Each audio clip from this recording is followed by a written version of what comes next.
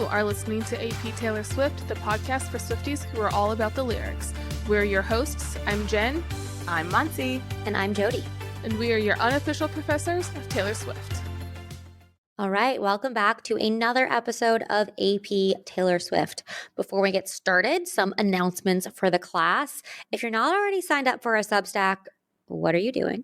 Not only do we announce what our topics are and share some sneak peeks of the episode, but we also do lots of extra credit, which means that we kind of do some research, additional research. We share our additional thoughts on the topic or adjacency, things that are adjacent to the topic. It's not always, a one-to-one alignment. But I think for today's topic, we may have some intense extra credit because today's is a meaty one.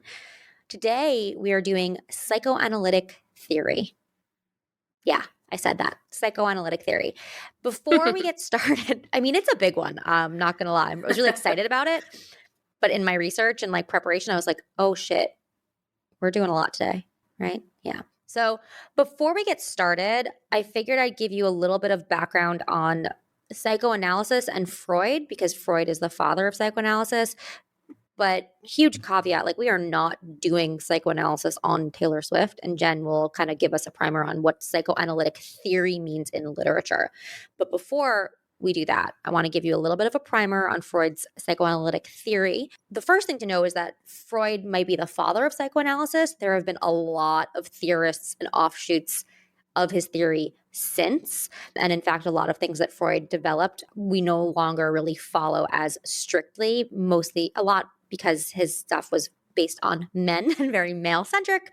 But it's a good place to start are some of these things. So Freud brought in the idea of the unconscious, this idea that we're not just driven by the conscious thoughts in our awareness. Talked about how we use defenses to deal with the anxiety or our unconscious thoughts and feelings that stir up in us. So for example, I want to eat the cake, but I don't think I should, and this makes me anxious. So I'm going to use denial to say that I don't even like cake. Or maybe I'll use projection and say how much I know that you want to eat the cake. So that idea kind of came from Freud. Another big thing is the structural theory. So the idea of the id, the ego, and the superego. So the id is all instinct and drive. I want that chocolate cake now. That I feel that. The superego is more the police officer. So I can't have that cake. It's bad. And the ego is the mediator. It's how about I have my cake now, just a piece, and see how I feel. Then another big thing from Freud is the psychosexual stage theory. So you may have heard about the oral stage, anal stage, phallic stage, latency, genital, edible. We all move through these stages as children into adulthood. Some of us get stuck at certain stages due to environment or trauma. And in moments of heightened stress, even the best of us might regress to one of these stages temporarily. Some other things that may come up in these songs are really prevalent within psychoanalytic theory: dreams, death instinct. And this is really, really just scratching the surface. And also, I just talked about Freud specifically. I didn't even get to Carl Jung and all these other theorists. So we're not experts. In fact, that recap was from my friend Abby, who is a psychologist and has done psychoanalytic training, but we're going to do our best. But I think, Jen, it might be really helpful if you could talk to us about psychoanalytic theory as it relates to literature, because that I think is going to be really important to ground us today. Yeah, and there's a couple of things with it, but I think the biggest thing to start with, and I think we maybe even talked about this a little bit in the Shakespeare episode, but in my opinion, there's a Venn diagram with two circles of why you would want to engage with some sort of art or some sort of work. And on one side, you have something you want to do because you'll enjoy it. Maybe you want to see that. Maybe you want to read that book. But on the other side of the circle, there are some things where it's not necessarily something that you are going to love every second of, but it has been foundational in how we got to where we are in culture. And that's how I feel a lot about psychoanalytic theory. Freud himself has been disproven on many levels. However, so many people from his time and after did believe what he said, and he was so influential that understanding him and Jung, who I'll get to in my song, helps us understand where we got. We are a tapestry of a lot of threads as a culture. And this is just going back to one of the threads of, okay, let's look at the beginning. What did Freud say? And then we can trace it and kind of understand how we got where we are, which I will have rage in my section, and we will be able to talk about that more. So I just like to point that out. This is not saying we think this is like Freud's accurate or any of that. It's just he was incredibly influential, and to pretend like that's not true can prevent us from understanding some text. So psychoanalytic theory in the world of literature, sometimes it is applied to understand the author, but more I've seen it, it's kind of understanding how psychoanalytic theory influenced some of the characters. So a really good example, if you know, you know, if you don't, you don't. But in Jane Eyre, there's a very early scene. Jane Eyre is an orphan. There's a very early scene in the book where she hides in this small red room. And there's a ton of psychoanalytic literary theory about that's like the womb. She's going back into her mother's womb because she doesn't have a mother. So she's trying to like substitute that, you know, like nurturing safe place. And that very much comes from Freud's psychoanalytic theory about like the parental influence on a young child. And so Jane Eyre is written by Charlotte Bronte.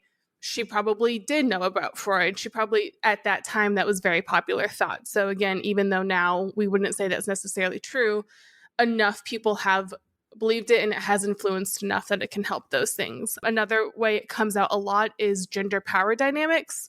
So the Oedipal complex is obviously one of the things that Freud is very famous for, which is the sort of Oedipus Rex who ends up killing his father and marrying his mother. Google it if you want to know more. But his point is that that story is actually like the foundation of humanity, that every man wants to actually kill their father and be with their mother. And there's all of these like gender power dynamics, and that all girls want to have penises, to have like that like phallic dream.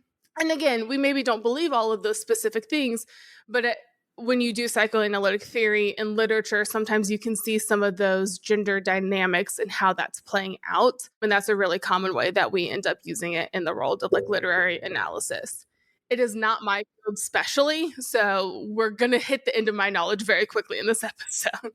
I think one of the things that's really interesting is because Freud is the father of this work and he was the first, in many ways, his theories are the simplest, which is why they're a good starting point, and then future theories build upon it. But that also makes it more effective or easier thing to apply to literature, because some of the conclusions that he came to are also conclusions that many of us who don't specialize in this topic can think about. Like a lot of times writers or poets or artists may think in these kind of simpler terms initially, like without getting into all of the depth that has come since. So it's an interesting theory to be able to apply to literature because it shows up in so many different ways, because it's kind of the most basic way of thinking about this topic. And I think it's going to be really interesting to apply this to the songs, because in psychoanalytic theory, my understanding is you apply it to the characters, but not necessarily to the author. And we know that when we're doing this analysis of these songs and these lyrics, it can often be hard to separate out Taylor Swift, the writer, from Taylor Swift, the I, if Taylor Swift is the I in the songs. But that is something I think we'll want to do here, because we are not trying to psychoanalyze Taylor Swift herself. Yeah, and I think to your point, Monzi, about being the first, a good way to think about this is I've seen so many jokes about this online in the world of like technology of, you know, like we were there first with MySpace, you know, to think of all the social media now. And we, as millennials, were there for MySpace, and we think about how like that influenced things, and we joke about that. But it was really pivotal. It's no longer around. It's no longer the best way to do social media. And I think Freud's a good example of that. That Freud is, wow, who thought I would say that Freud is the MySpace of psychoanalysis was where we were going to start this episode. Love that analogy right there. Sweet. So should we jump into the songs? Let's do it. Yeah. Okay, great. I'm going first today. I really struggled with picking a song. You did struggle, but you went through some great ones. But I went through like 4 or 5 songs. Turns out Taylor has a lot of songs that can be analyzed from this lens. I ultimately ended up picking The Way I Loved You, written by Taylor Swift and John D. Rich. It was on Fearless, originally released in 2008, and then re-released as Taylor's version in 2021. That's a big time jump, I just want to say, for re-release. So this is definitely one of the old ones, an old one, but a good one. Talk about the id and the ego and the super ego. You have like this sense of what is right and like what you know should be right. There's this one guy that checks all the boxes. He kind of hits all of the needs that you might have on a Maslow's hierarchy of needs. Like he appeals to the parents. He never makes her wait. He respects my space, talks business with my father, close to my mother, charming, endearing. I'm comfortable, but the heart wants what it wants. And the heart here is really wanting something else, wants some more passion, screaming, fighting, kissing in the rain. And even her use of the word insane of just, it's 2 a.m. I'm cursing your name. So in love that I act insane. She's like almost acknowledging and reckoning with the fact that it's not normal that she wants this person, but she can't help but feel that way. This is not a Freud reference at all, but it reminds me of in New Girl, the episode when Jess and Nick kiss. No, it's not when they kiss for the first time. Whatever. There's a whole episode where Jess is dating an older guy and he seems really great, but then he gets into this massive fight with his ex-wife and she's like, oh, but you're never like that passionate with me. And he's like, oh yeah, I'd never be angry at you. And she starts to kind of question, like, I want some passion in this. I don't want this to just be simple. I want there to be some fire. And then she gets into a fight with Nick later, and spoilers, they end up being endgame for the show. But you really just spoiled New Girl for everybody who hadn't watched it. Well, you're several years late, so I was sorry, not sorry. Sorry, not sorry. It's just, I think my bigger point to that is this is a narrative that has been around for a long time of wanting that passion, wanting that like soul pushing, you know, like just you can't help yourself kind of relationship, whether or not that is what you should want is a different conversation. Right. But it is an ongoing story. Where I go with this from a psychoanalytic perspective is why is that her desire to have why is the unstable relationship what she seeks versus the stable relationship, and what about her childhood showed her that instability is desirable or is what a relationship should be. And where I think that may come from is, you know, she brings up her parents. There we go again. Freud would love that. He's close to my mother, talks business with my father. So I wonder if you could go back to their relationship, and was that unstable and volatile? Is that what she saw growing up, this speaker, and then said, but that's what I want, whether or not she's conscious of that. She's probably not conscious of that from a Freudian perspective, but that's what made me think of this from a psychoanalytic perspective. Well, I think that's the ultimate question. And she is even asking that question throughout this song in a way, indirectly, because she says, I feel perfectly fine, but I miss this thing. She knows that's odd. I also, looking to the childhood and kind of that subconscious, she talks about it as a roller coaster kind of rush. Mm-hmm. Like, talk about some imagery that's like childlike, you know, like when you're young, you go on these roller coasters and you get this thrill from that ride. And as an adult, you're craving that kind of experience, that kind of fun in your relationship. Like you're like bored with stability maybe. So I think that's interesting. The symbol of the roller coaster is an interesting one that tells you exactly what the feeling is without saying anything else. It's a roller coaster kind of rush. You understand that there's a lot of ups and downs. You might be afraid in one moment, but excited in the next. Yeah. I mean, there's like the metaphor of the roller coaster, but then I think there's also the literal roller coaster. Correct. When you look at it from a psychoanalytic theory of just like, that's a phase of life. That's an activity that you do at a certain age, maybe. I mean, you can do it at any phase, but like definitely like as kids, theme parks and that kind of imagery of being carefree and wild and kind of unconstrained is definitely a feeling that she's missing here. Well, and I might be sort of gender swapping a little bit here because I think Freud's theories about daughters was different. But I know one of the things for the Oedipus complex is the destruction is essentially dominating and overcoming your parents. The killing your father and marrying your mother is you have superseded them. You have become better. You have outgrown your parents.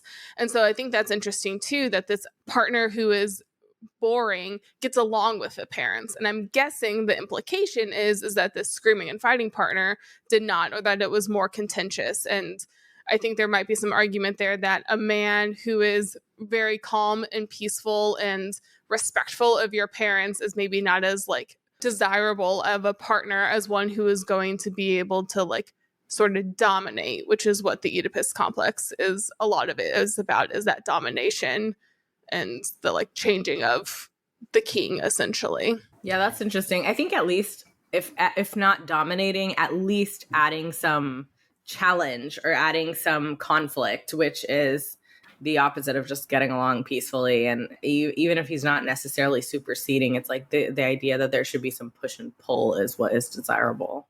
Yeah. Would there be anything, so this person is close to her mother, would that be any sort of threat in some psychoanalytic theory of like you and your mother competing for the intentions of this Probably. man? Freudian stuff It gets always so goes back to incestuous. sex. Just It a warning. always goes back Yeah. to sex. So yeah, Always. actually, if he's close to my mother, excuse me, that's a Competition. competition. Wow. Hello. The daughters are more tied to their father. So I don't know if necessarily seeing him tied to the mother is as much of a threat. But yeah, I mean, it definitely, it is interesting that she brings up the parents in this song because that's just such a loaded territory. As a And representation of what's ideal, right? That she's saying what's ideal is sensible and incredible and respectful, and he's close to my mom and talks and can have a conversation with my dad. Like, yeah.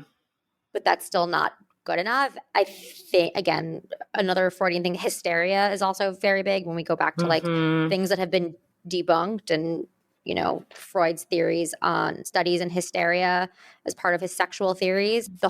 Every chorus is her in hysterics. I miss screaming and fighting and kissing in the rain, cursing your name, breaking down, coming undone.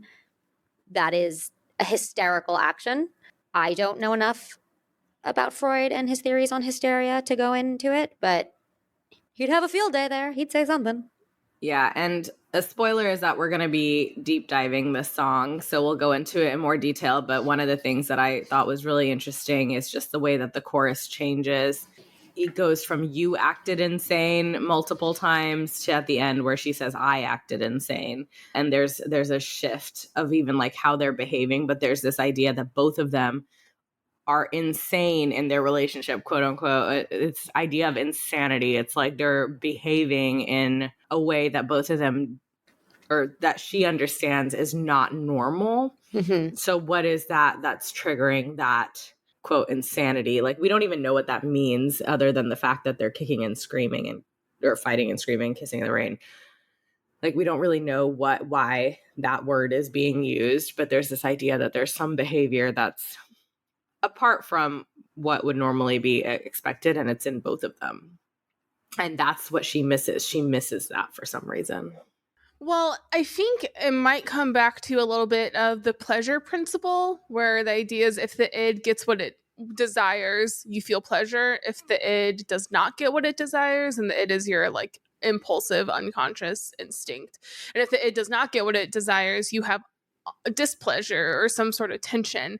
And I think that in this story, the tension or the displeasure is the boredom. That what the id of this character desires is intensity. It is that very strong connection, whether it's screaming and fighting or kissing in the rain. It's I think also that idea that love and hate are not the opposite ends of the spectrum. They're kind of two sides of the same coin. And so the id of this character perhaps is desiring that love-hate level of intensity, and this other person is the actual other end of the spectrum, which is just boredom and indifference. And so that's, to me, it reads that id, that instinct, desires that intensity, the good and the bad, that is more pleasurable on either side of that than the boredom of this indifference about this other guy. Yeah, and also just being moved and changed in some way. The line "coming undone" is interesting because it's like there's this desire for this person to become totally undone and go back to kind of first principles, or go back to like the very foundation, which is like, here's a person that completely breaks me apart, makes me come undone maybe takes you down to the most rudimentary state, as opposed to the more boring person who doesn't do that. It doesn't move you in any way, doesn't change you in any way. Yeah, I was trying to find evidence for my indifference thing, and just want to point out the lyrics is he can't see the smile I'm faking, and my heart's not breaking because I'm not feeling anything at all. She's truly indifferent to this other guy. I've never done so much reading in the middle of an episode in order to like figure out and think, like I'm literally sitting here with my Freud Civilization and Discontents from college. But I've got here page 29, the feeling of happiness derived from the satisfaction of a wild instinctual impulse untamed by the ego is incomparably more intense than that derived from sating an instinct that has been tamed. The irresistibility of perverse instincts and perhaps the attraction in general of forbidden things finds an economic explanation here. I don't know about the economic explanation, but like basically like you can be happy in the wild instinctual things that don't really make sense. Like that is a place where you can find happiness or enjoyment, even though it doesn't really make logical sense.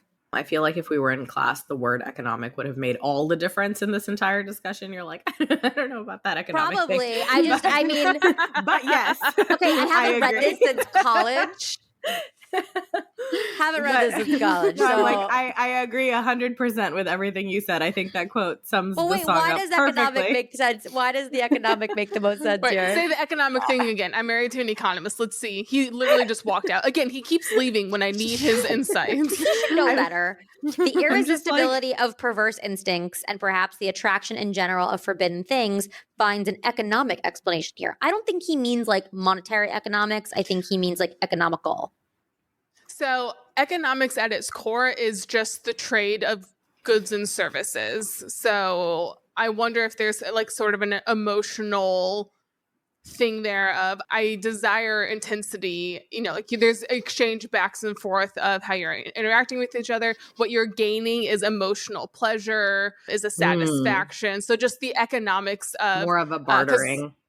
Yeah, so Chris does behavioral economics a lot too, which is basically what incentivizes humans to do things. So there's that concept of what am I getting in exchange for this? Even if it's not money, but I'll cook dinner, but will you do the dishes afterwards? Like that is technically like an economic type interaction. So maybe it's something there of that.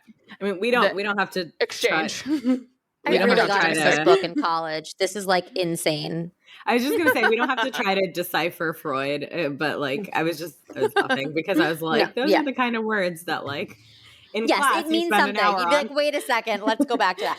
No, but I think it summed up just the idea of what she is saying in this song is she would find happiness in that wild and crazy experience that wouldn't traditionally cause actual happiness. Absolutely. I think that hits the nail on the head. It actually summarizes it really nicely. And it's this idea that like you're of two minds. There's something that is the right thing, but then you're just perfectly fine. And then there's the other thing that you're like, that's the thing I miss, even though there's no logical explanation. Yeah, I think the nugget of truth that I do feel comes true out of this is the idea that pleasure and happiness are not the same thing, even though we sometimes think of them as interchangeable words, but they're different. Oh, yes. How Freudian of you. Thank you. I also had my therapist tell me that a lot of people do terrible things in pursuit of happiness, but they're really just seeking quick pleasure. And I was like, insightful. That's why we have therapists. This is our therapy episode. I feel like every episode's a therapy episode, but this is really a therapy episode. Literally a therapy episode. And we are wildly unqualified. Totally unqualified, but my therapist listens to this, so she'll tell me what's wrong.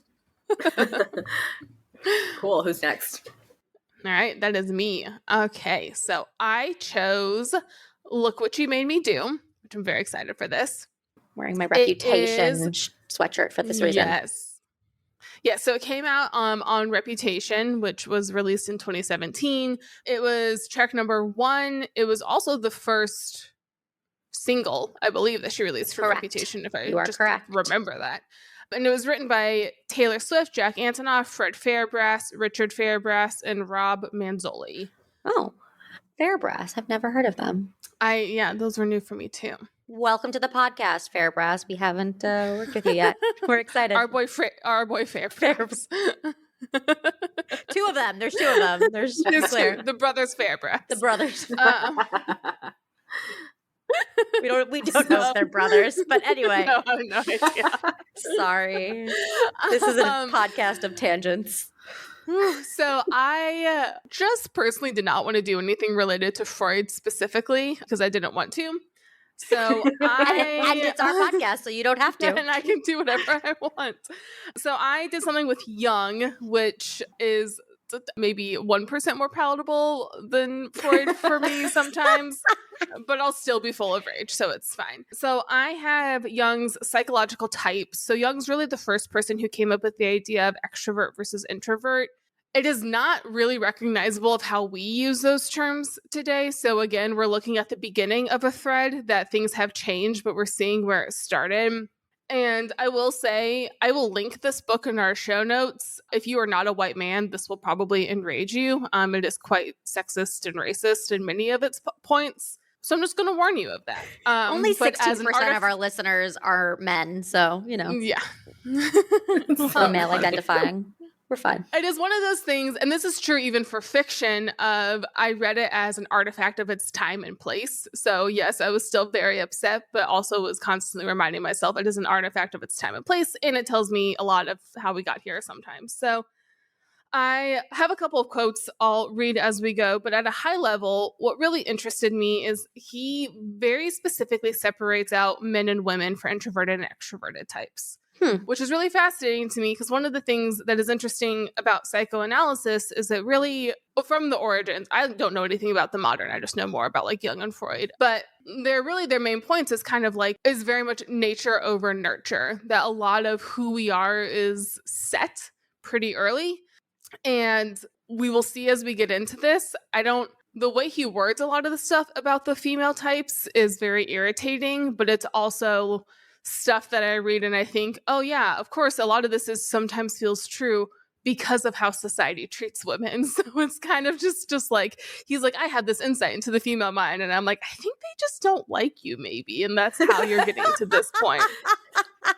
I love that we've turned the psychoanalytic episode on its head to now like reflect on Jung and Freud themselves and not on like, this is a reflection of you, buddy.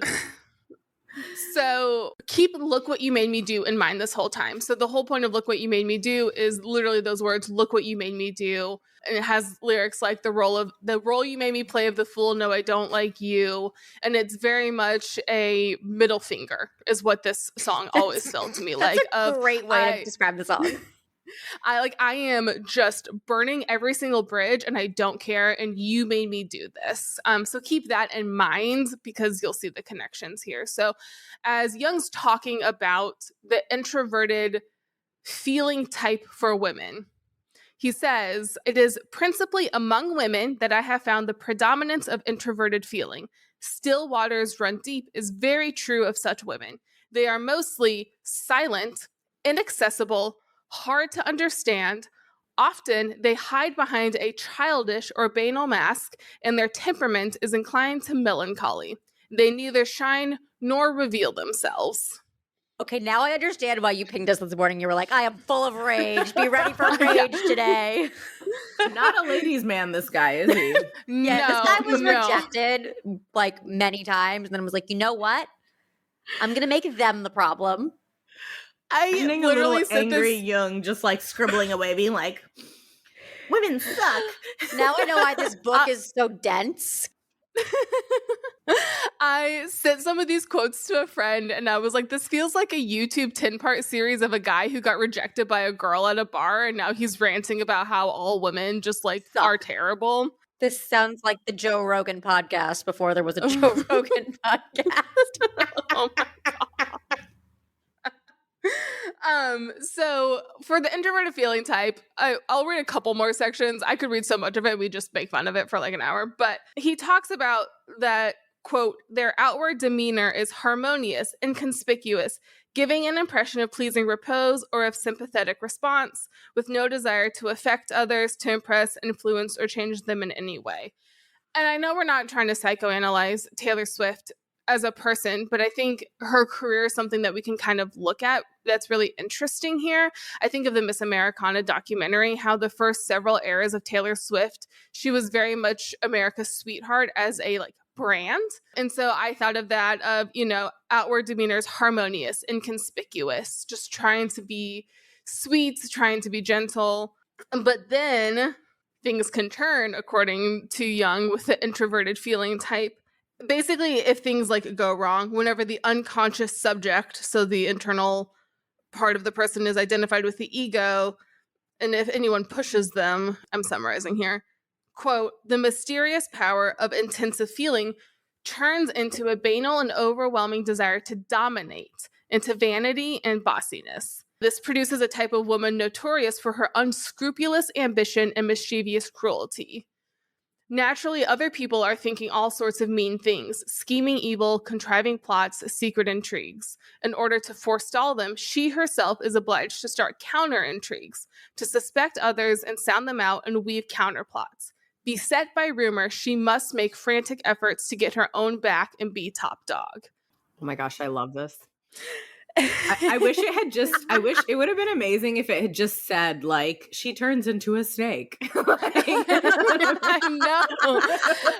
And I love Look What You Made Me Do. It is not a lyrics first song. It is definitely, we've talked about this with some of the other more repetitive songs, where it's, instead of saying, here's a bunch of complex feelings, the song is very much a, look what you made me do. I have become this person.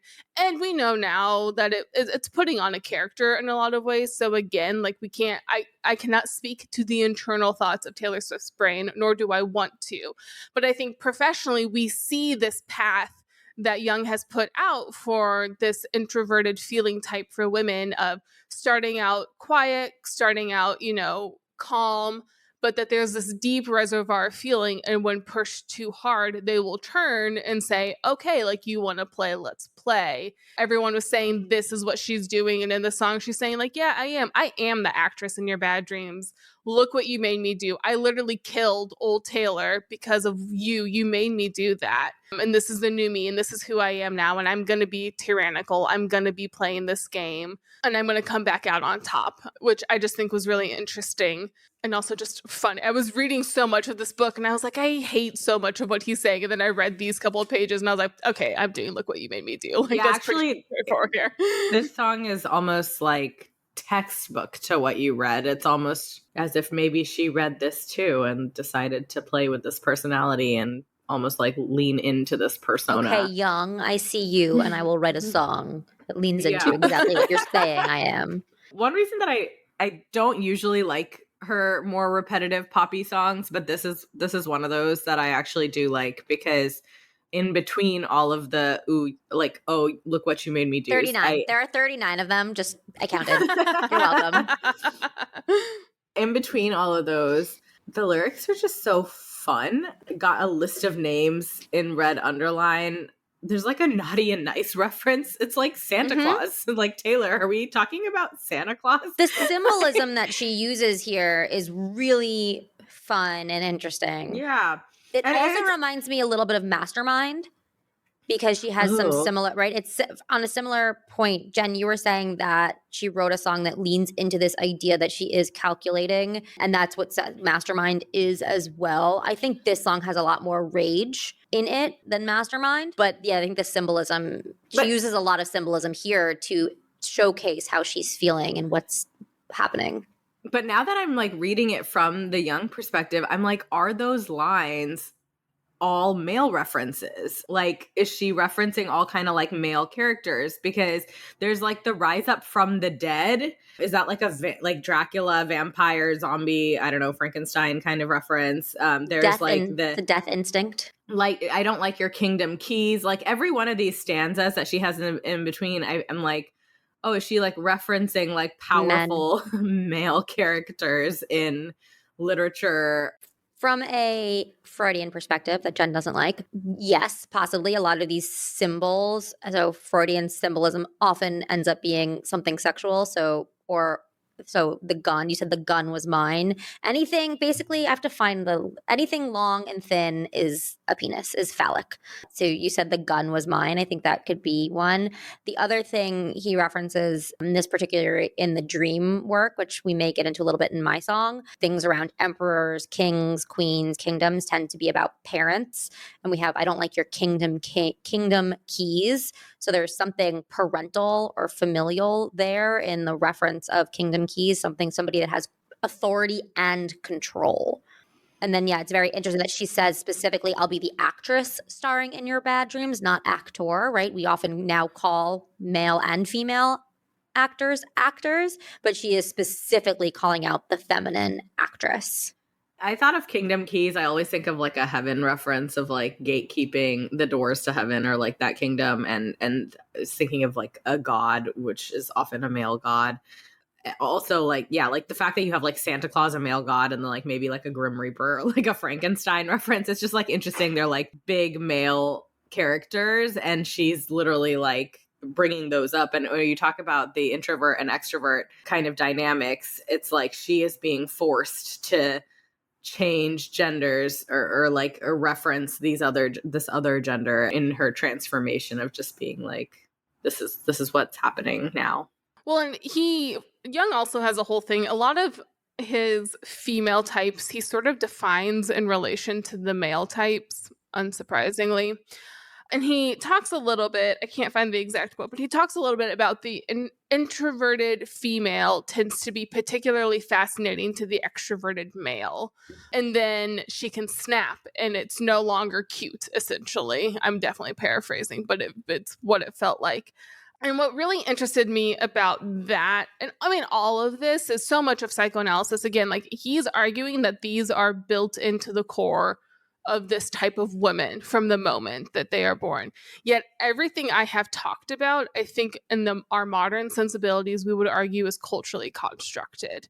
That women being expected to be harmonious, inconspicuous, that those are societal expectations, and that women doing that, some women maybe are naturally that way, but for the most part, because he also says this type is like the most common for women. I think we see now that is what society ingrains in women, because we see, especially now with childhood development and infant development, especially with a lot of parents, specifically trying to take away gender norms from their children.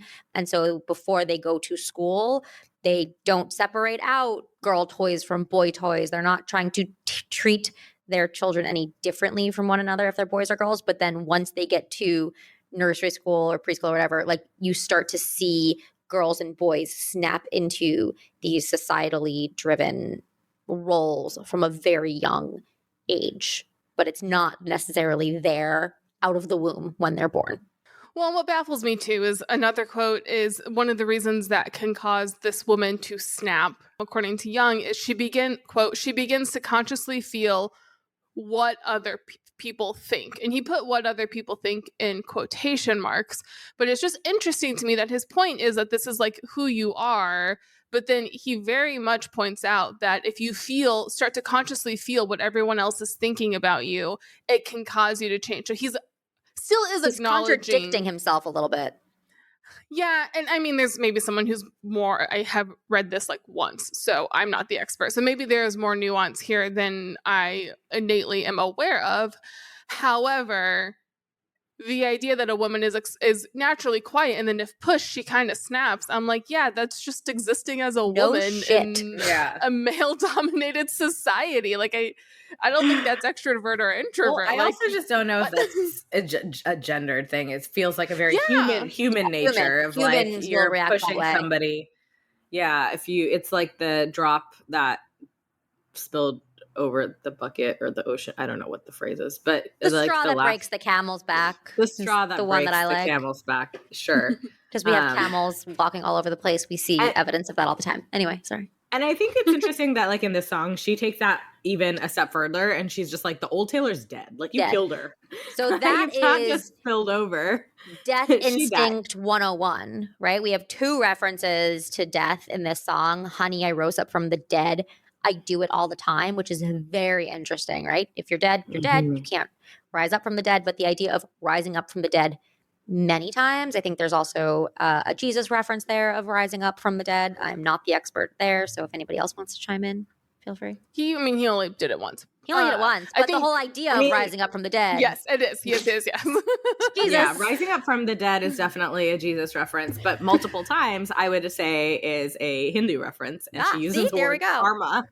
It's also, she says in You're Losing Me, like a phoenix rising from the ashes. She makes a phoenix reference too, which is another like rising from death multiple times. It's also a very mythological reference. I'm trying to find Could be all of the above. It could be all of the above. I'm trying to find the section on Death Instinct. I mean, actually, even when we think about like her Eras tour and that the 10 different personalities. Oh. No, in the tour, like that. Like, that is her rising up from the dead all the time. Was the first one where I think she like wore all of the different costumes of her old. It was this video, right? Yeah, she wore all. It was this music video and on stage. So we're not deep diving this one, which is a shame, but we'll do it another time. But I will say it wasn't until the Eras tour that I really loved this song, because that's where I finally realized what this song was about, which is her reinventing her career again and again and again, especially in light of her masters being sold, which Reputation was the last album with her original record label. So she knew that this was it, and that she wasn't going to be able to have these songs as hers. But she did tell us, like, even in the music video when she first released it, we didn't know. We weren't able to see it. In the context of the Eras tour, it makes a lot more sense, but it's like she's really treating each of these personas, every album, as a different life, essentially. Yeah. And so when you talk about like the old version being dead, or like rising up over and over again, saying that she does it all the time, you really understand and appreciate how she's reinventing herself with every album, or giving a new life to every album.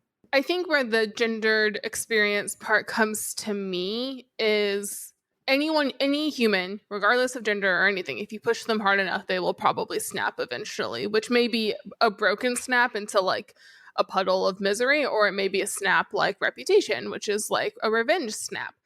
But what I think is very gendered about it is the idea of don't ruffle too many feathers, don't take up too much space. All of that are very female messages. And in all of her eras leading to Reputation, which again we see in the music video, is they're all still versions of that. You know, I would like to be excluded from this narrative. I don't even want to be, that's like a self-silencing almost of I don't want to be a part of this. I don't want to do this. And this snapping, I say that in quotes, is a rejection of that mentality. And I think that is somewhat female gendered and culturally constructed. If she were a man, I know he has done some problematic things that I don't know all the information about, but Brendan Urie has jumped around on different genres as Panic at the Disco. He's had multiple bands for Panic at the Disco. And he eventually said some things, I'm so sorry, world, I don't know this full story, and he is retired, but he was not critiqued in the same way Taylor was for making those genre jumps. And that I think that gender, we know it plays a role, but it's just so clear that the intensity of the quietness and the intensity of the snapping, that Young is like, yeah, it's really weird that women do this. And it's like, I wonder why they're doing this, man. The Beyonce jumping to country thing was like such a big deal. There are plenty of Black artists who are male who have sang country music before, and it's like not that big of an issue. I'll try to find it too and link it in the show notes, but there's some tweet I always think about that's like a Victorian man. My wife, who's not allowed to vote and has had 4 kids and has never had an orgasm, is crying a lot. I don't know what the problem is. And Young just kind of like feels like that, where he's like, man, they're just, I don't understand them. It's a mystery. And it's like, oh, okay. Have you asked a woman? It's you. Hi, you're the problem. It's you. It's like a lot of the memes that you see on the internet where there's like husbands who are like making fun of their wives. They're like, the wife is always right. Like the wife is doing this, the wife is doing that. And it's just like, you're the problem. Like, you're the kind of person that like causes these issues. We are spoiling my song. Do we want to get to it? Let's get to it. All right. I've got the last song. I've got Antihero. This is Midnight's, came out in 2022. It's track 3, written by Taylor Swift and our boy Jack Antonoff. I too had a hard time picking songs, although I was just between 2 Midnight songs. I was between this one and You're on Your Own, Kid, because I really wanted to dive into the evolution from childhood to adulthood and look at it from that lens. But the more I did my, rereading of Freud, there were a lot of different examples of, Freudian psychoanalytic theory in Antihero. And so here we are. The ones that stick out to me, we've got death instincts, we've got dreams, we've got symbolism, we've got family, and we've got the role of childhood. Maybe I'll start with the id, the ego, and the superego, and this idea of the unconscious. I think that this is a song about her unconscious thoughts and drives, and what is actually, she's bringing those to the surface. She is trying to make them conscious, and we get that through dreams. We also get that through some of the references around the death instincts and the symbolism that she brings up. So the first, death reference we have here: when my depression works the graveyard shift, all of the people I've ghosted stand there in the room. Maybe not directly, she's not saying I died, but this idea of a graveyard shift and ghosts or people she has ghosted, again, she is making an intentional choice to use death-like words and language to paint this picture. Other one we have is pierced through the heart but never killed, which is also an interesting one because she's saying hurt constantly but not actually dying. And what does that mean? What are we saying there? And then, of course, the bridge. Most of the fun Freudian stuff comes in the bridge because it's the bridge when she talks about a dream that she had. I don't want to go into the bridge yet because I want to spend extra time on the bridge because that's like the money spot for me. Can you explain more about the death instinct? So the death instinct is tied to the pleasure principle. The death instinct usurps the primacy of the life instincts in Freudian theory until it becomes the dominant force in human psychology. This idea of masochism, pain is pleasure, sadistic impulses, aggression, So is it like intrusive and the need thoughts? To be punished. It's literally anything that could cause like masochism and causing you harm. So the basic will to die, which is deflected from the self to the external world in the form of sadism. The death instinct is then no longer the result of the frustration of the initial will to live. Rather, it is the primary drive in all living organisms, the innate impulse directed towards the reinstatement of the most perfect homeostatic state in which all tensions are finally resolved, the state of non-existence, death. I get it. Depression working the graveyard shift definitely Death feels instinct, right? Like pierced through the heart. So anything that causes death or pain, death instinct. That's interesting too, then, thinking about things like she's saying it about other people, but it must be exhausting always rooting for the anti-hero. This song has an underlying sense of exhaustion. These are all the things I'm internally dealing with, and I'm kind of done with it, which from my understanding now, does go to that death instinct where it's I just sort of want to be done. That gives me the lakes vibes. That gives me the lake vibe. Reminds me a lot of the lakes. So the death instinct is a big one. The other big one in here is dreams and dream work. And this, I think, is my favorite part of Freudian psychoanalysis because I think it's fun to analyze dreams. But the thing to note about dreams is you have the manifest dream, which is like what you actually dreamt. So, I had this dream, and let me tell you what I dreamt. But then you have the latent dream. This is the unconscious or real meaning of the manifest dream. And dream work, which is the work of like understanding what your dream is and what it's really about.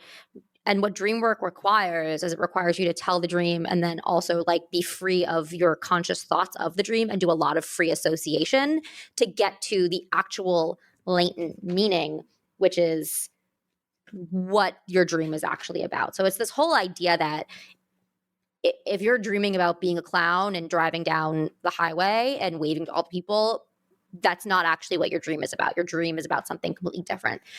So when I think about this song, she has, I'll call it 2.5 dreams, because the dream in the pre-chorus repeats but changes a little bit. The first one is, I wake up screaming from dreaming. One day I'll watch as you're leaving because you got tired of my scheming for the last time. So she's dreaming about somebody leaving her because of her schemes. But is that really what the dream is about? Probably not. What we'd have to get at is you'd have to sit her down on a couch and lie her down and say, like, I don't know, talk to me about what happened, tell me the situation, and do all the Freudian psychoanalysis thing that we can't do right now. I see this as guilt. I feel, wait, because you got tired of my scheming is guilt. That's the super ego potentially projecting about her own behavior. Dream 1.5, I'd call it, is she just changes up the last line. So I wake up screaming from dreaming. One day I'll watch as you're leaving, and life will lose all its meaning. So we're not getting there why this person is leaving in the dream, but just that this person leaving would make life lose all meaning. So that tells you a little bit more about who the person is, who the you is in the song. That takes me back a little bit to your song, Monzi, of how pointless things are unless that person is with the speaker. Yeah, I was thinking as you were talking through the dream idea, I think we discussed this song when we were discussing Wonderland, and part of the nature of the song is like, yes, she mentions dreams a few times explicitly, but this entire song, it's hard to tell where the dreaming ends and reality begins. It's kind of like in a dream state itself, kind of like you're going in and out of consciousness and subconsciousness in many ways. And so I think that itself is interesting because we can't even just like go off of where she has said the word explicitly. It's like, right. Those are the only ones we know for sure. Yeah. And but it's kind of woven throughout the song. It's woven throughout because this song is her unconscious coming to life, and dreams are your unconscious. So that's where it's a really interesting song to look at from a psychoanalytic perspective. And I hope that somebody who has more training in this than we do, because we have no training, who has more experience in this than we do, can look at this and pull out even more. And like one thing that the conclusion of the song is kind of at the conscious level, which is like she's now consciously admitting it's me. Hi, I'm the problem. It's me, which is like a pretty profound conclusion to come to, I think, after a lot of thought and processing. So like this whole song is like basically an argument for why she's come to this conclusion that she is the problem. And to me, that's the only part of the song that's actually like the conscious thought. Everything else is like what's going on behind the veil, like what's going on behind her head or inside her head. And we're trying to unpack that. Unpack why she feels this way. Yeah. And the other, this, so the chorus is, it's me, hi, I'm the problem, it's me. At tea time, everybody agrees. I'll stare directly at the sun, but never in the mirror. It must be exhausting always rooting for the anti-hero. So she is really doing this other versus self comparison, that I'm the problem, everybody else agrees. And this line, I'll stare directly at the sun, but never in the mirror. She can't face herself and who she actually truly is. And that is why I call this song the anxiety song, because this song is rife with anxiety. I would love to get to the bridge, if you will let me, because I think it's a fun one and possibly the only one, at least that I can try to get to, like, what is the latent dream. I have this dream. My daughter-in-law kills me for the money. She thinks I left them in the will. The family gathers round and reads it, and then someone screams out, she's laughing up at us from hell. So I always think of the music video. Yeah, the music scene video in is the music video is outstanding. It's very good. Mike Birbiglia, A+, well done. And the waitress from Always Sunny, I forget her real name. Sorry, waitress. We'll put it in the show notes. I don't think this dream is at all about her funeral, right? This dream, the manifest dream is it's her funeral. Her daughter-in-law killed her, but she didn't leave them any money, and they find out at the funeral. I don't think that's what it is. Dream. It's a revenge dream. And so, yeah, like the closest I can get is this dream is about karma, revenge, also possibly about rebirth. She's laughing up at us from hell, right? So she's still conscious, still there, you know, and really winning, coming out on top in some capacity. But I do see this as a dream about karma and the focus is more on the karmic retribution versus on her death and somebody who's close to her daughter-in-law, killing her. And she doesn't, other than daughter-in-law and herself, we don't have gender. So I'm going to go off of the music video because it is Mike Birbiglia. That was really hard. Birbigs, as my friend calls him. That she has a son, and the son gets married. That's the Two daughter-in-law. sons, I think, because it's Mike and the other guy. Yeah. Sorry, other guy. But going back to That's the Way I Loved You, that I had that question there of the idea of daughters and mothers, and we're getting a daughter-in-law and a mother-in-law, which is probably a whole other thing that Freud did not get into, but is a cultural touch point of comedy of the daughter-in-law and mother-in-law conflicts. But there's that parent thing there, competition over the son, the Oedipus killing the father, marrying the mother. Like, I think that's all there too. Do with it as you will. The other potential edible spot in the song, sometimes I feel like everybody is a sexy baby and I'm a monster on the hill. I don't know if that's edible or just something about his stages of sexual development, like literally calling it a sexy baby. I took that as a dig at Gen Z, but sorry, not sorry, Gen Z. All of Gen So Z are millennials monsters on hills? Are we monsters on hills? Like it does feel like it sometimes. I feel like they would agree. Well, I went to my high school yesterday and I did feel a bit like a monster on a hill. Like I walked into the bathroom and I could hear before I walked in these girls talking, As soon as I walk in, silence. Yeah. I've never been so mortified in my entire life. And then I go into the stall and they keep talking and it was totally innocuous. It was like about earrings and their nails and all that stuff. But I'm like, oh my God, the adult walked in. I'm the monster on the hill. Yeah. I do love all the videos on social media too of like 13-year-olds today versus millennials as 13-year-olds. And we were just all hot messes. Because we didn't have social media put together. Yeah, that's true. Also, anyway, no, there's been a Hillary Duff video that's been circulating the internet, and I'm like, that was pop culture. Like everyone had the crazy eyeliner. Like that's just the time. Hillary Duff is pop culture. Well, Hillary Duff's interesting to bring up in an episode on psychoanalytic theory because the whole Lizzie McGuire cartoon unconscious and having that talk to you, right? I think we grew up to a certain extent normalizing this idea of the unconscious becoming conscious. Your two personalities. Your two personalities. Yeah. And what that means for a young adult woman. Girl. I feel like there's a lot to unpack there. It's like, that's a whole other podcast. Let's psychoanalyze all of ourselves. Psychoanalytic theory behind Lizzie McGuire. That is a great touch point, though. Like, if you don't totally get it, like, I think her little animated thing is essentially her id. It's always the one telling her instincts. It's like it's the, like, voice in her head being like, you should kick them. It's the intrusive thoughts. It absolutely is her id. Actually a really good touch point for this.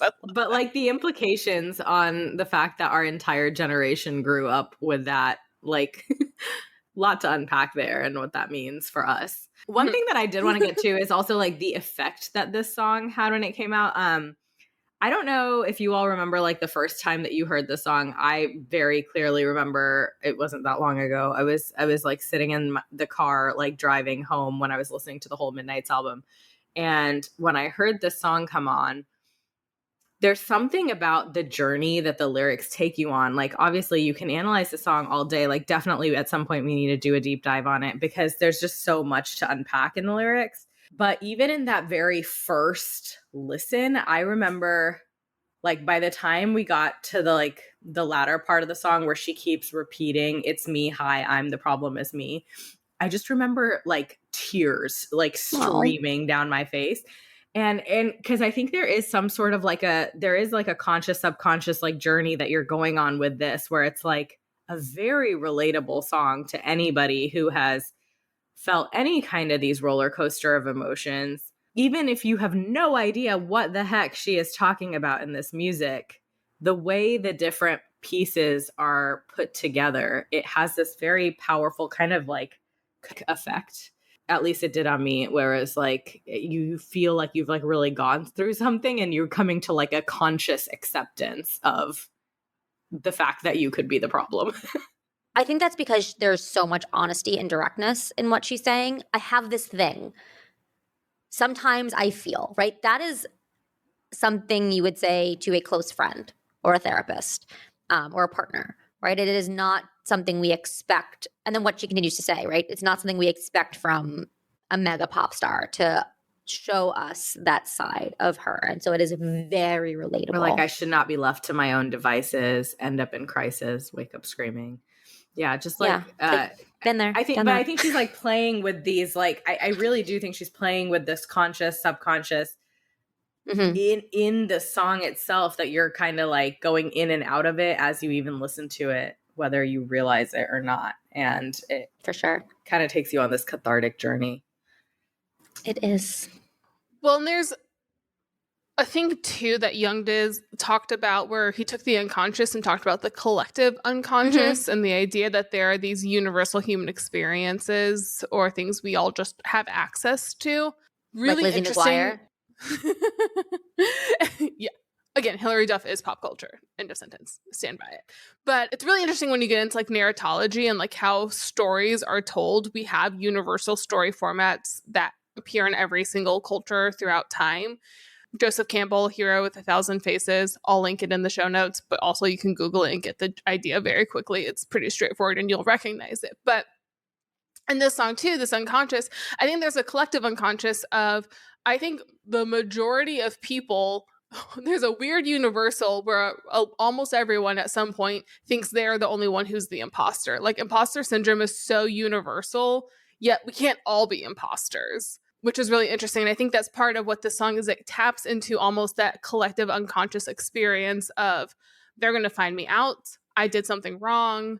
I shouldn't be here. Those anxieties are quite universal. Not every second of every day, but I think almost everyone has that moment at some point in their life. So it does get into that collective unconscious development that Jung hypothesized. I love it. Well, we should do a bonus episode where we all share dreams and then we all diagnose each other's dreams, but we don't bring any expert in. It's just us. Y'all, I've been having weird dreams, but yeah. All right. Totally so stay tuned for our bonus episode where we do just that. But in the meantime, that's all we have for you today. Join us next time as we deep dive The Way I Loved You right here on AP Taylor Swift. That's all we have for you today on AP Taylor Swift. Be sure to rate and review us on your favorite podcast app. Follow us on social at AP Taylor Swift to stay up to date, and join us next time as we overanalyze and deep dive into the next Taylor Swift song on AP Taylor Swift.